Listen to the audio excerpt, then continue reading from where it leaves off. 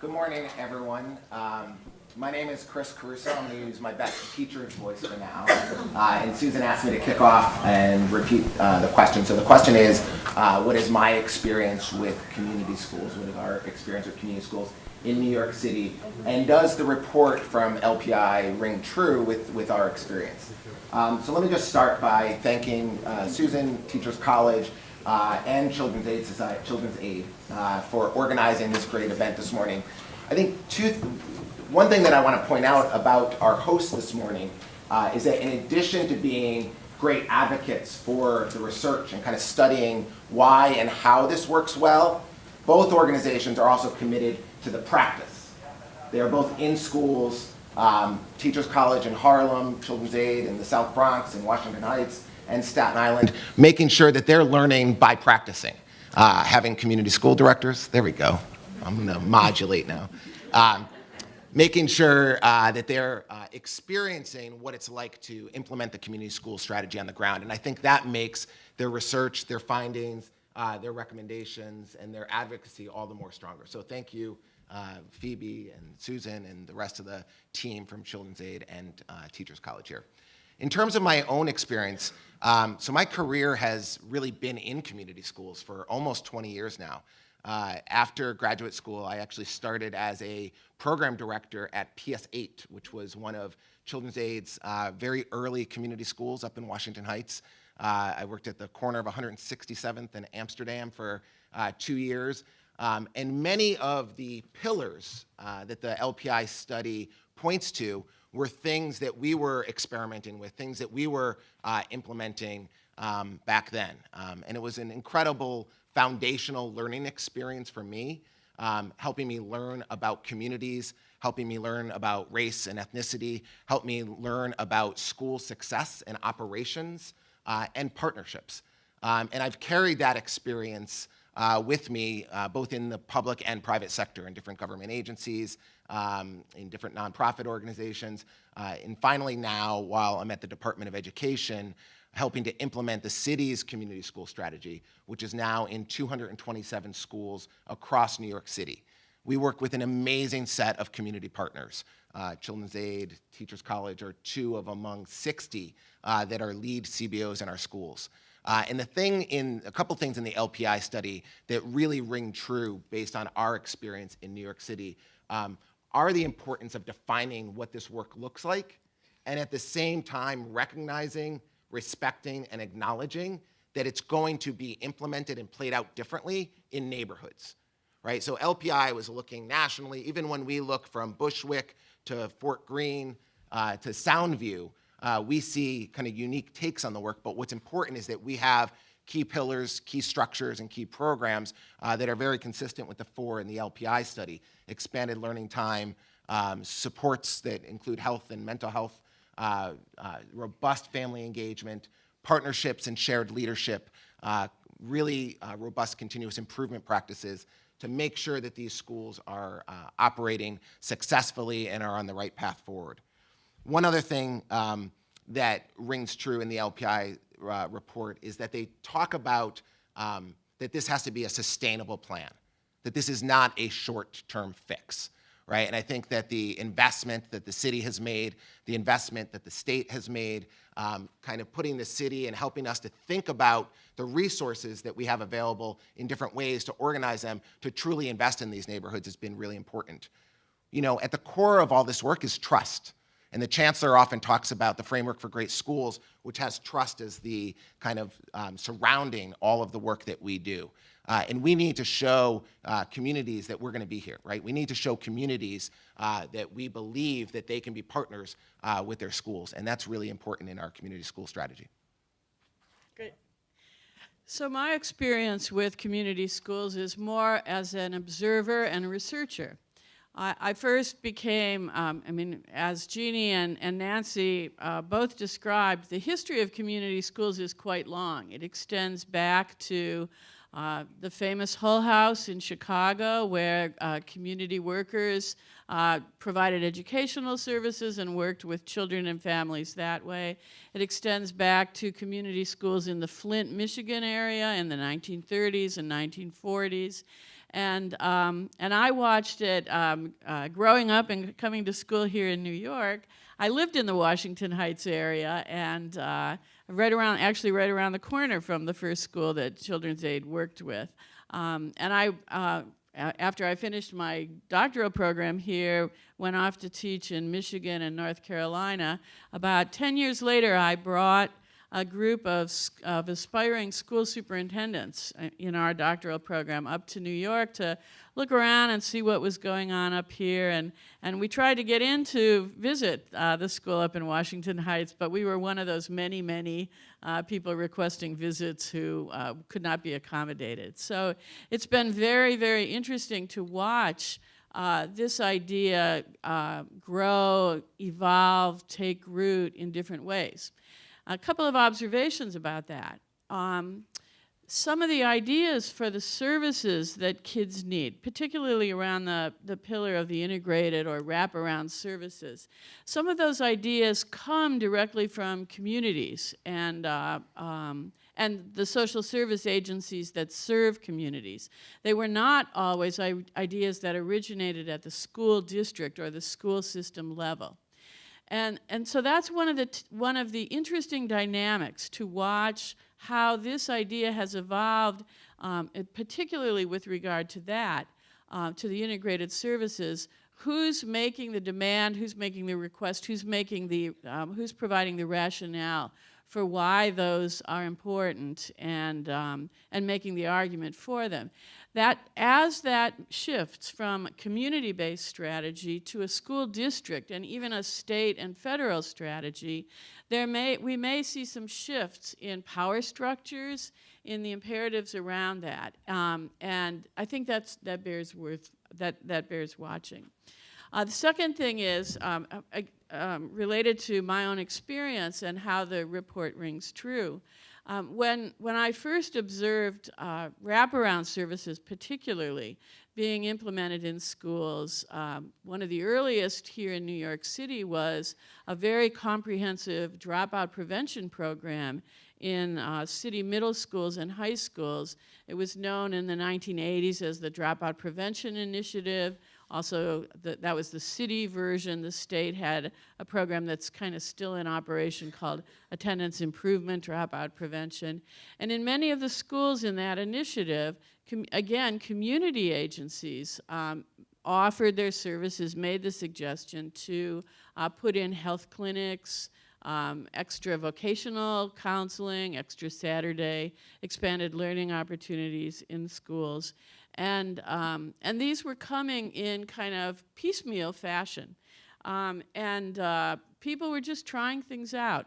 I think the benefit of the report, one of the benefits of the report, is by presenting this definition and framework for what community schools can look like. That's both a service that gives people a horizon to work from and a set of opportunities. But as Chris said, we're going to see lots and lots of local variation. And what we don't want to see is some of the variation that crops up when an idea becomes the key idea, the good idea. So overnight, lots of schools became professional learning communities once that idea took hold. When the Common Core was in its rising star mode, curricula and schools overnight became Common Core aligned. And we have to, I think, watch that this model is taken up and used in a genuine and authentic way and doesn't become a kind of institutionalized idea that people only symbolically address. Just to follow up, can you hear me?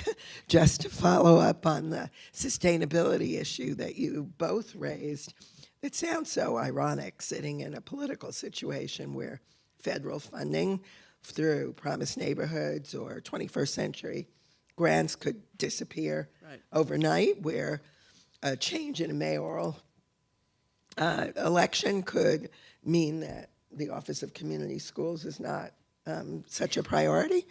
We have a while, we have a few years, yeah. But how would you react? How do you keep it sustainable given the political changes? Chris? Sure. I think what's critical to sustaining this work and other kind of supports that are community-based is organizing and invigorating the grassroots. So this is, yes, I sit in the Department of Education, and yes, we have policies and a vision from the mayor and the chancellor that guides our work day to day. But our work is informed by communities. It's informed by the work that's happening on the ground. And the leadership at the local level is really strong. I think one of the really critical pieces of this study is that pillar around community leadership, right? And so we've spent a lot of time talking about how we can have effective community school teams, engagement teams that are cross-stakeholder. They include families, that include community groups, that include teachers and faculty, to make sure that they're constantly assessing how we're doing, that they're looking, goal setting together, identifying the priorities. When you get that type of buy-in, it's really hard to make drastic changes, because it's not just a government program.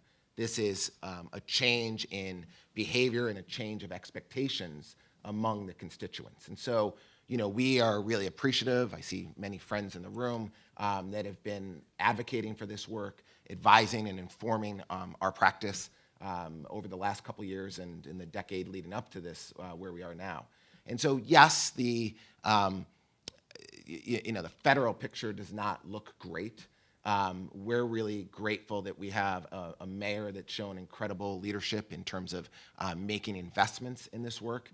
And I think similarly to the way that it works on the ground, when schools and community-based organizations need to string together different revenue streams and apply for different grants, we're adopting a similar diversified revenue strategy at the city level, accessing state grants, local city tax levy dollars, federal grants, and really trying to knit them together so that we have a comprehensive approach. I want to affirm much of what Chris said. When a program emanates from and is directed from the top, with state or federal funding or even city funding, it is vulnerable to the political winds of the time. And that is a big risk with this. So it's so important that the community makes the demand and is strategic, persistent, and smart about making that demand, about really being able to advocate for what the community feels that they need. But that is another linchpin is the local leadership in the school. So I've been in schools where principals barely know the director of the after-school program that they have, or the director of the early childhood program that's housed in their school. And the extra demand on school leadership to find, to locate, and coordinate these kind of services, vision services, health services, that is not a zero-sum game for principals and leaders in schools. They often lack the training to do that kind of collaboration well.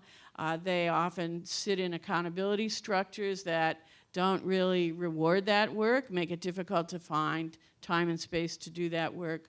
So it's really tricky and tough for school leaders to do this. Again, I think a way that we can help at the university level is in the preparation of school leaders to make this a component of, this is what you're going to be doing, here's, and really help people think about issues in these kinds of ways and build the skill sets to do this work of collaboration. It's not natural, it's often not, it's not rewarded very well.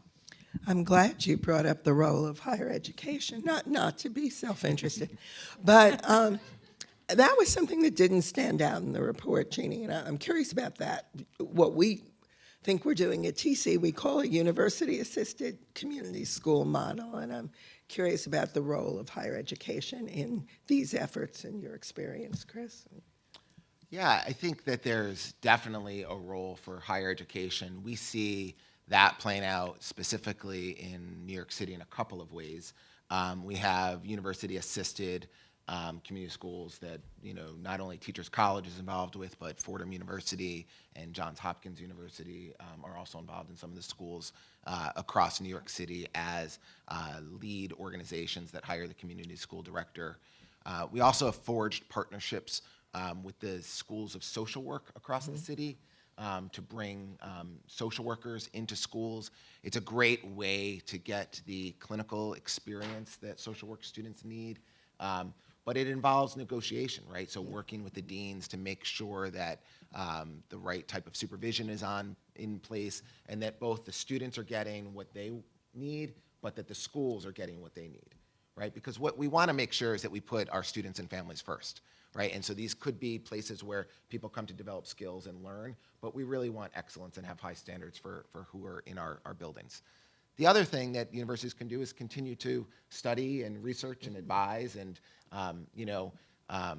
I was a student here years ago and did the public administration program and had a great experience to not only study public administration but take classes at Teachers College, the School of Social Work, and the Business School. And I think that as community schools is a cross-disciplinary field, I would really encourage universities to think about cross-disciplinary programs so that we're developing the next line of leaders who might not want to be a teacher or a principal, but might be ready to serve as a community school director, an advocate, or a leader in a nonprofit organization to help guide this work. There are a couple of ideas embedded in the idea of community schools that may, over time, need to be teased out. Hi, welcome. To be teased out, and higher education and researchers in general can do a big service by watching those closely and studying them. So just as I'm sure we're going to see a huge uptick with the publication of this report that's right now about 9 or 10 hours old, this is going to be a great service in providing an evidence base and an important definition and rationale for this general idea. But that work is going to need to continue. Couple of examples. Okay, so the idea of that students, vulnerable students, need integrated services, and that schools can be hubs of those services. That idea has been around for a long time. We see waves of interest in that for a long time. They come and go. But that is the point. They come and go. And in the down periods, what's the counter argument? Not always that kids don't need those services, but that, well, maybe there's another way to deliver those services. Let's support our health infrastructure in a different way. Or the argument might be that we can't afford it. So one of the components of this that needs attention is, why is it important to put these together in a school context? I'll speak quickly so we can hear from you, Betty. And but two other points. Another argument for community schooling is, and Jeannie described this in light of the research, is that when students have access to these services and their families as well, their learning improves. And we need to know much more about that, why that happens and how that happens.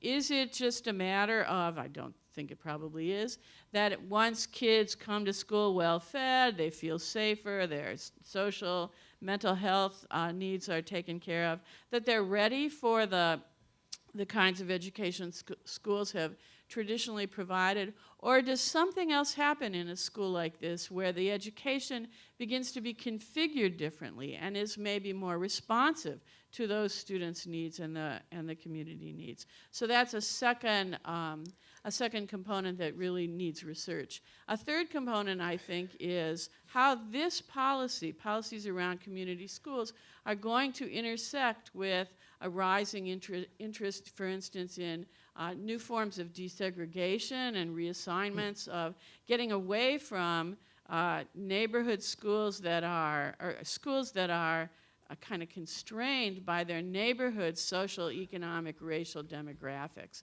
And of course, that's happening in two ways, with desegregation and gentrification.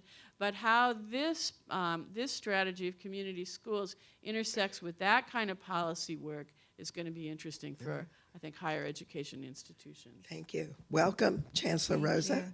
It's a pleasure to see you. And why don't we give you the opportunity to talk about, from your perspective as a regent and as a longtime educator, your experience with community schools and whether the report rings true to you, or in which ways it rings true. I have to tell you, at 12, Judy Chin would tell you, at 12:18, I went into the, to take a look at the report, because it kept saying, you know, Live at 12:01. 12:01, in terms of access. I'd like to turn this around a little bit, as somebody that, not too far from here, ran a community school. And it was actually the first, one of the schools, full-service schools that Joyce Jarvis wrote about. And interesting, this was in the early 90s. The school opened up in 92. And it was a school that was in partnership with Children's Aid, but it had Children's Aid created multiple partners, like Columbia Presbyterian in terms of mental health. We had full-time dental clinics. We had everything from extended day was not as we see it today as, you know, an add-on. It was very much a part of the fabric of the school. So it was a school that was open from 0 period, 7:30 in the morning, about 2,100 students, to about 10 p.m. on a given day, and on Saturdays till 6 p.m. Believe it or not, on Sundays it was used as a, various religious groups would come and use it as a house of worship. So the school became a hub, a focal point for a lot of the work that we needed to do as a community. We had partnerships with Mercy College. We had partnerships with the high school, George Washington High School, because some of our kids were involved in having, going back and forth, particularly high population from the Dominican Republic. And so we created programs to support our overage undercredited students. So we had parents taking classes, English classes, and we also gave the parents opportunities to do, because we were on Broadway, literally on Broadway, the address, we did use the arts as a way of parents engaging in the arts, from doing performances on Broadway, but also entrepreneurship. Many of our parents were involved in what we would call today a real, truly investment in their own education. So it became a place that was doing many of the things that we deal with today, from trauma to healthy, full service, to make sure that both the family, the students, the community was very much a part of this center, if you will. It taught me a lot about sharing my toys. It taught me a lot about partnerships, and that this is about doing it together and collaborating. Subsequent to that, I became superintendent in District 8, and I took that model. Now, I have to tell you that as in my role as a superintendent, I try to produce a very similar type of concept. And as I now engage in some of the conversations around community school, one of the biggest disappointments for me right now is the fact that we're calling many of these settings and conditions community schools. And so we, in many ways, have redefined, and it's in some ways that's very unsettling for me, because the definition of a community school has a definition and what it looks like and what it should be and the integrity and the fidelity of it. And many times we just pull things together and say, you know, let's take a little bit from here, a little bit from here, and put it together. And people are coexisting. It's almost like a co-location, if you will. And to me, that really does not speak to the issue of what a community school concept is and it should be. So that, seeing that today, you know, I visit some of the schools and they say, oh, we're a community school. And, you know, the services live over there and we live over here. We take care of this, they take care of this. And once in a while, you know, we come into what's called common space, right? Again, that's not a community school. And so as we advance this notion of what is a community school, I think we need to go back and redefine both what is a community school, what makes a community school, how do we implement, and creating a real narrative around what it takes to really do this correctly. So on a personal level, I would like us to get back to the model, if you will, and where we have these, what I would call models that attempt to, we really have to sort through and separate those, because those are not the original intent that I know Joyce Dreyfus wrote about, and others, and people that have been committed to this work understand these relationships and understand the lenses that all the players bring to the party, bring to the table, and the importance of educating the whole child. That is the core of this work. It is about educating the whole child, but educating the whole child, having all the skills and having the knowledge base and having the opportunities to be partners in that endeavor. Thank you. Nancy and I have a metaphor for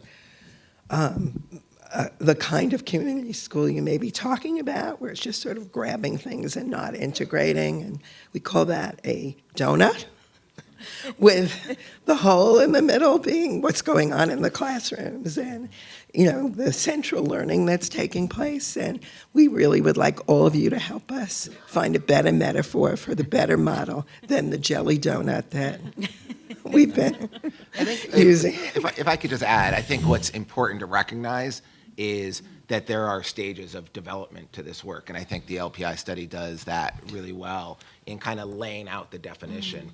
And you know, what we've been talking about this morning is that it's not just about the things, right? It's not just about the programs, the services, the this and that, but it's really about redefining what the approach to leadership is, what the approach to community engagement is. And so, you know, as the city looks to scale rapidly, right? And we've done this with pre-K, we're doing this with community schools.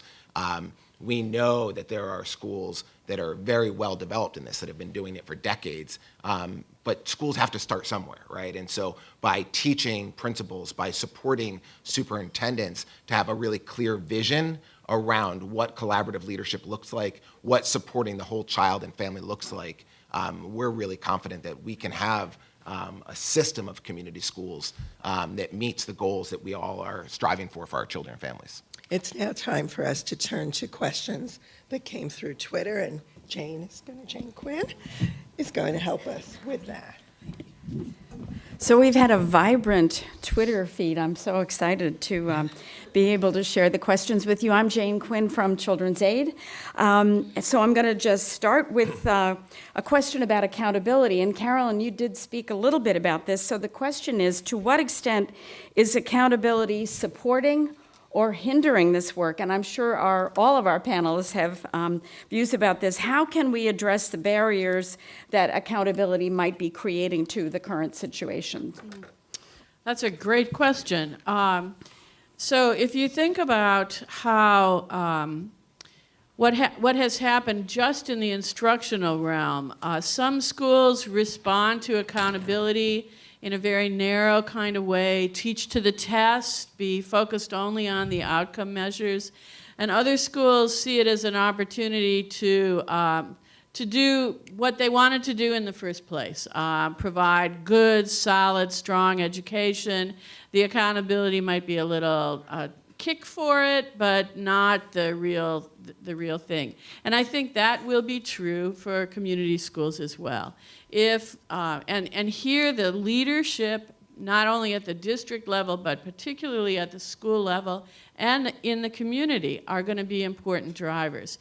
If you stay focused on the learning you want to see kids do, I'm thinking of the images you showed of the school in Oakland. If the community stays focused on the learning and knows that that's what's important, and really begins to see the services, the community school model as integral to that and important to that, they'll make time for it regardless of what the accountability structure looks for. But if schools are overly focused on the testing and concerned about that, this will feel like a real squeeze, like you're pulling my attention away from something I have to do. So that's a real tension. Betty, I know that the regents think about accountability all the time, and I'm sure you've thought about it in a much broader way than maybe in the past we have thought about it. So please comment on this question. Actually, we've been doing a lot of work around accountability, and it's interesting because that question goes to the heart of the kind of work we're doing, which is really looking at accountability from a holistic approach, so that we talk about issues of health. We just did our early childhood Blue Ribbon Committee partnered and did brain research, and we talked about the issues of trauma, the issues of the importance of children, even from the simple things like making sure that we check their vision. So while I do think that we've been living in this bubble of a very narrow perspective on accountability and what learning looks like, I think we're in a place right now and we've been expanding that place, realizing that this is about systems, and systems need, just like, whether it's your body or any system, needs different components that work together and come together to support one major piece. And children respond the same way, and organizations respond the same way. That's why they're organizations, because they're organs, and therefore they all rely and depend on each other. Think about how our own body functions.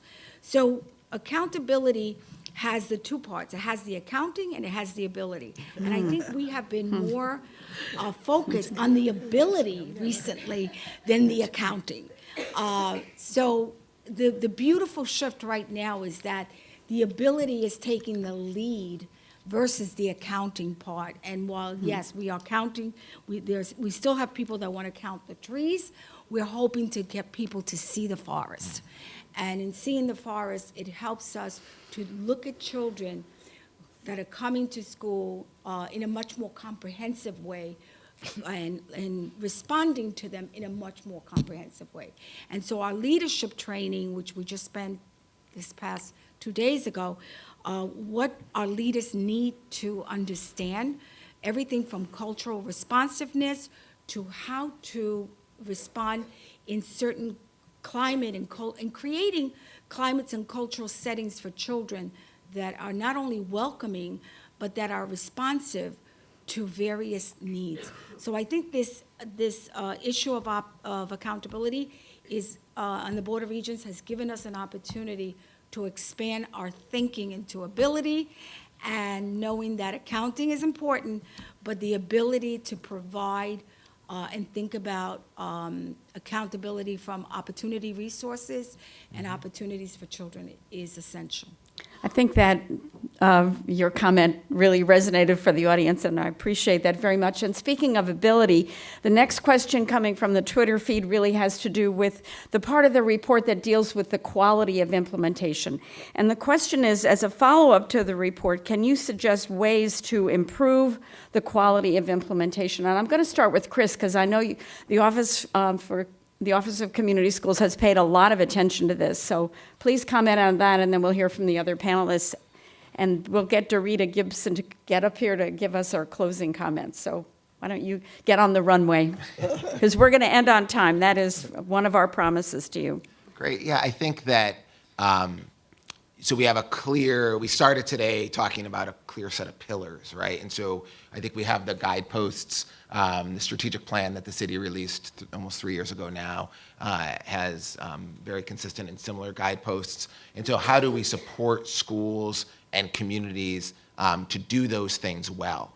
And that comes from a number of ways. One is to be really clear in what the expectations are and to define excellence, right? And we've made some progress there. I think that's an area that we look for further support from research and from different partner organizations. I think showing models of how this works.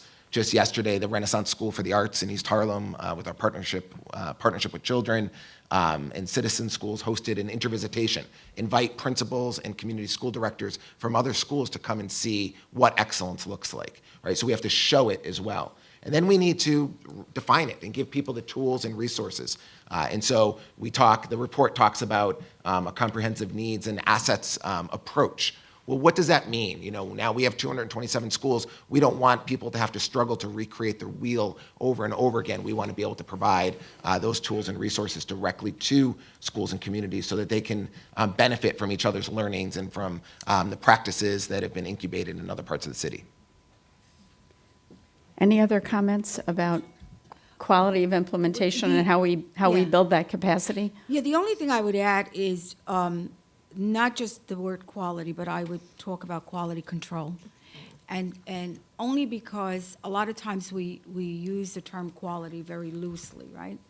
But the issue of quality control is key, because what it does, it really allows you to go in and make sure that that you're just not taking everything and anything and saying, we're engaged in a quality program because of A, B, C, D, E, F, G, but rather going in and really creating, again, ways of inspecting and checking and making sure that the quality control piece of this is an integral part of the implementation and the ongoing process. That's great. And just Carolyn. a quick note on that, anything like this, and we've lived through the No Child Left Behind era where there were very strong top-down accountability controls that were not negotiable in useful ways at the local level. This is not going to this can't work that way.